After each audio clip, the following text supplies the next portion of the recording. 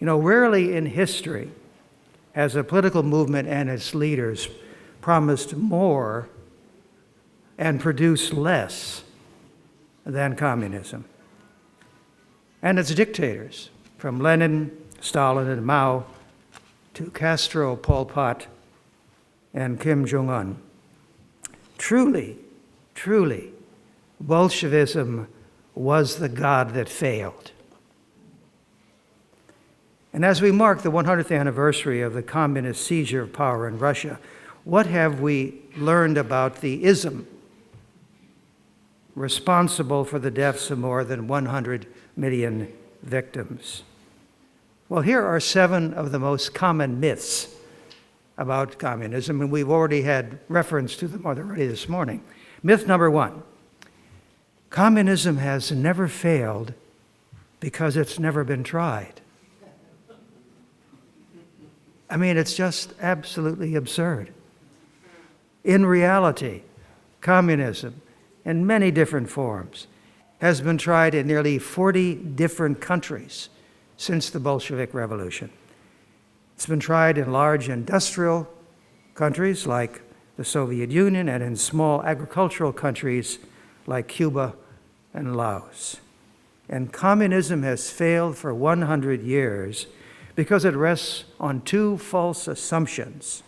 1, private property is a modern phenomenon that can be easily eliminated. And 2, human nature is infinitely malleable and can be readily refashioned.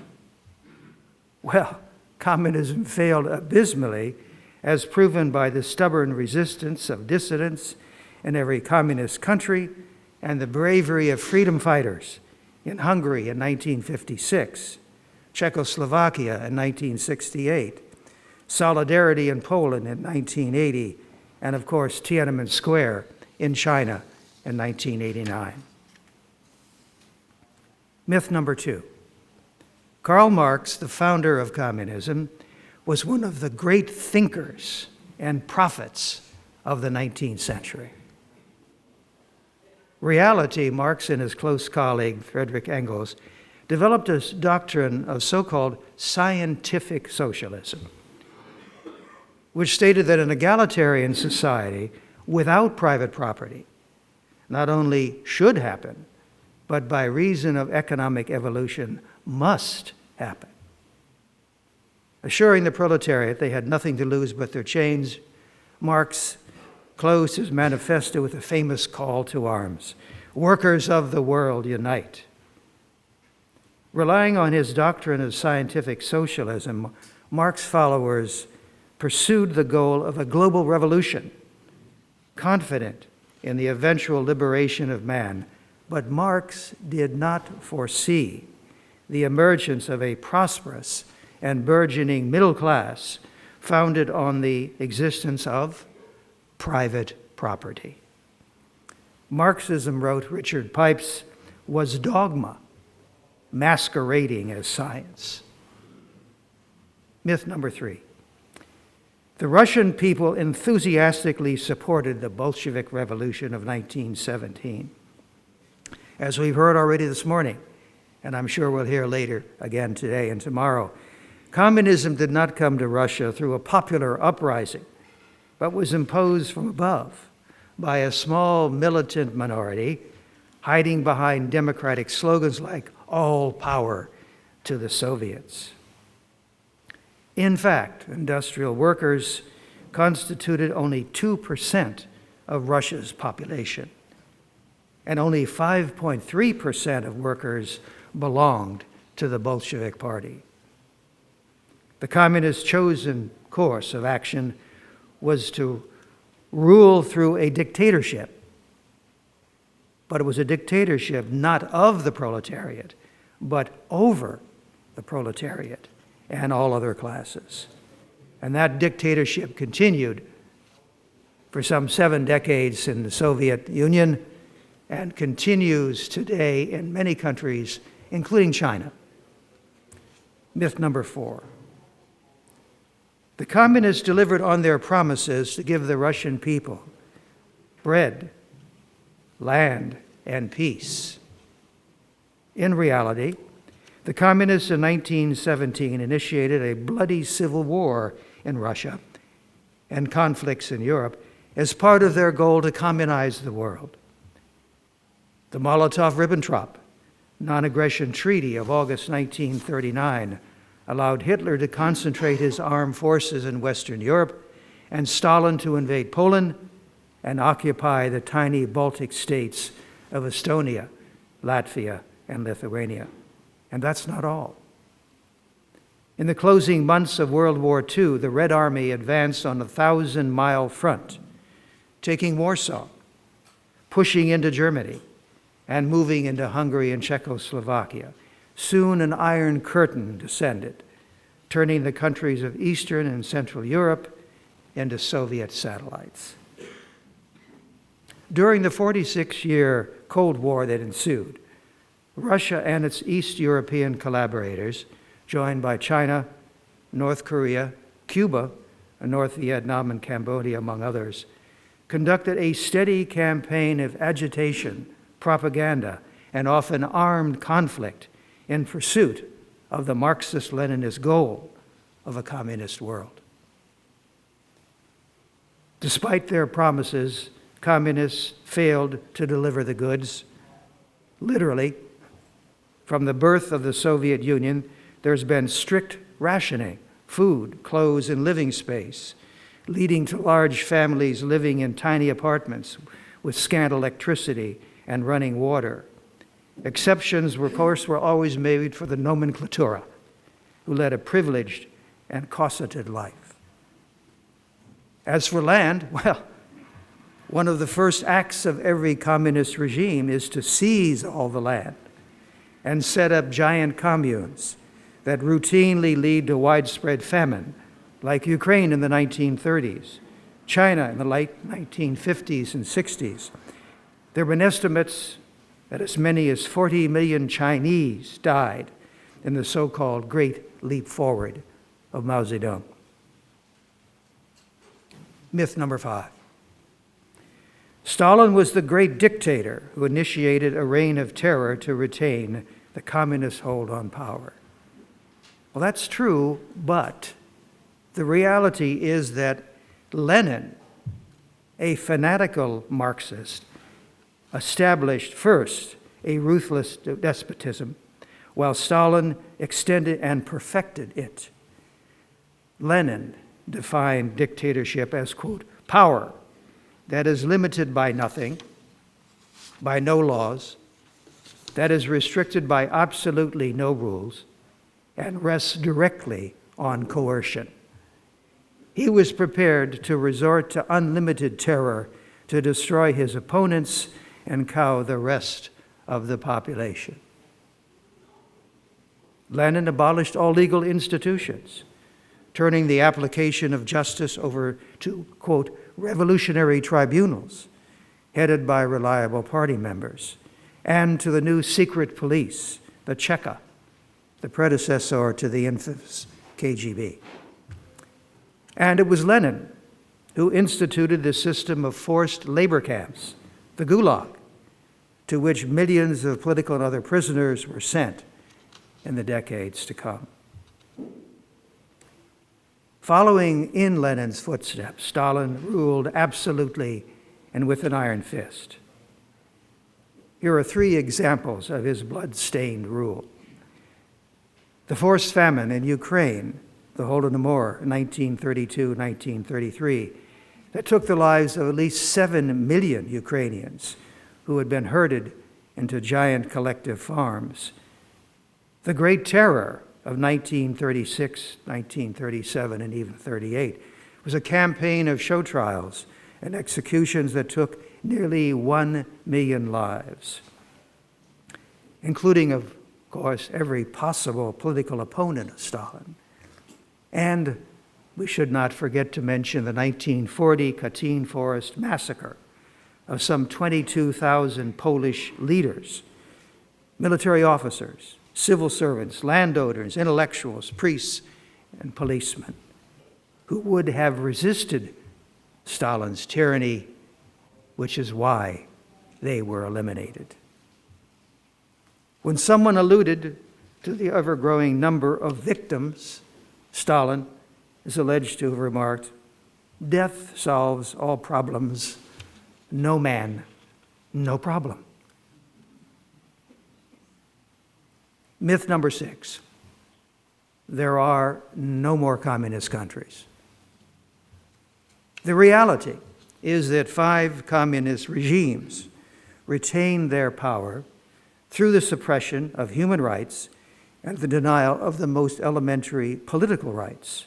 They are China, Cuba, Vietnam, North Korea, and Laos, with the People's Republic of China, so-called, being the most prominent example.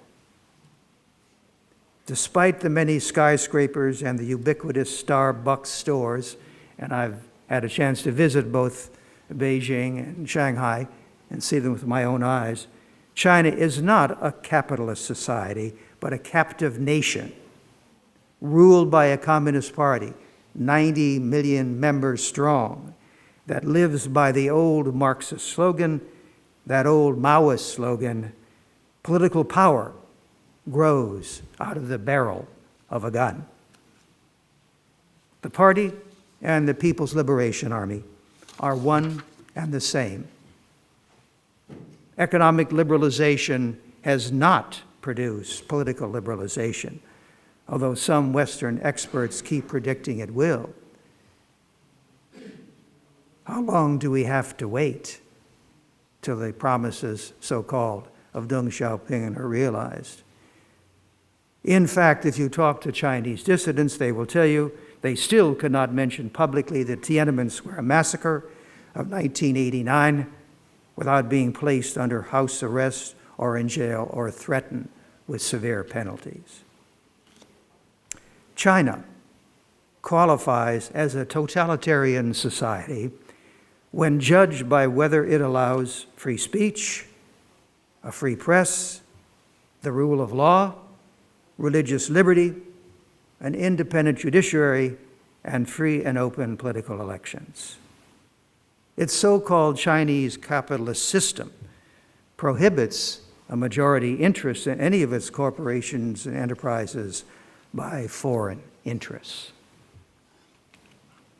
Myth number 7, and this is one that we are particularly interested in here at the Victims of Communism Memorial Foundation.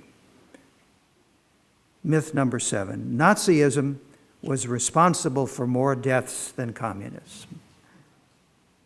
Now, if any one of us is asked, how many Jews died in the Holocaust? I'm confident that our quick response would be 6 million, absolutely. Now, we have learned that correct answer in our schools and universities through the books and articles we have read, the movies and TV programs we have watched, the conversations with families and friends and colleagues. And there is a continuing campaign to remind us of the Holocaust and to proclaim never again. And rightly so. And rightly so. The Holocaust carried out by the Nazis, their deliberate attempt at genocide, was the greatest crime and evil of the 20th century. But if we are asked, how many victims of communism have there been? Many of us, not in this room perhaps, but many of us would hesitate, respond with a variety of answers. 5 million, 20 million, 50 million? Few would provide the right answer. At least 100 million men, women, and children, more than all the deaths of all the major wars of the 20th century. It's a difficult number to comprehend, to get our mind around, even perhaps to accept. Surely, we say to ourselves, there couldn't have been that many. But we can be certain, ladies and gentlemen, of saying at least 100 million victims because of the painstaking research of the editors of the Black Book of Communism, published by the Harvard University Press And the editors of that study, the Black Book of Communism, were 6 French intellectuals, all former Marxists. They certainly couldn't be wrong when talking about communism, right? And it was published by Harvard University, so therefore veritas, right? It must be true. And it is. Each and every communist regime has prevailed by way of the pistol to the back of the head and a death sentence to a forced labor camp. There is no exception, whether in China under Mao Zedong, or North Korea under Kim Il-sung, or Vietnam under Ho Chi Minh, or Cuba under Fidel Castro, or Cambodia under Pol Pot, or Ethiopia under Mengistu Haile, or Soviet Russia under Stalin.